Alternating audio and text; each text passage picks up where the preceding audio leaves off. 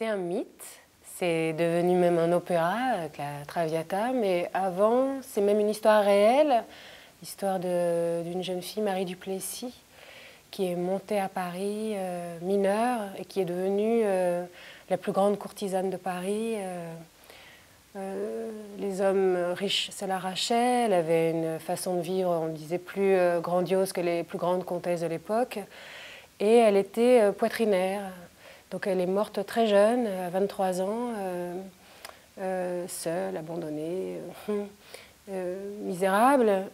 Et elle est devenue célèbre parce qu'elle a été aimée par Alexandre Dumas, qui a écrit l'histoire de leur rencontre dans La Dame aux Camélias, l'histoire de cet amour impossible entre un jeune homme de bonne famille, plein de principes, de valeurs, et qui doit rendre des comptes à son père sur son éducation et sur son argent surtout, c'est une histoire d'argent, et qui tombe fou amoureux de cette fille et qui, elle, semble découvrir l'amour comme pour la première fois, et qui rêve de changer les règles de sa vie, de changer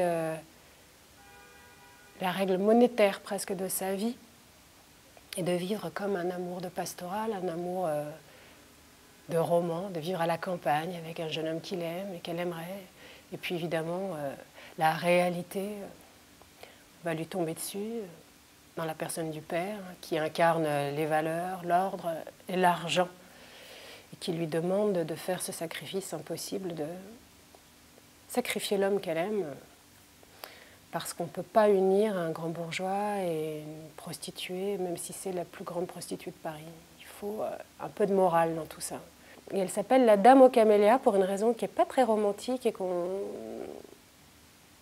ne souligne pas toujours. C'est qu'elle portait des camélias blancs les jours où elle était disponible et des camélias rouges quand elle avait ses règles. C'est aussi simple que ça. C'était pour rappeler toujours ce rapport marchand de possible, pas possible, ouvert, fermé. Sa petite boutique était ouverte ou fermée. Elle sortait tous les soirs, elle allait à l'opéra, au théâtre, au concert, on la voyait partout. Et c'était une façon de signifier à ses nombreux amants si oui ou si non.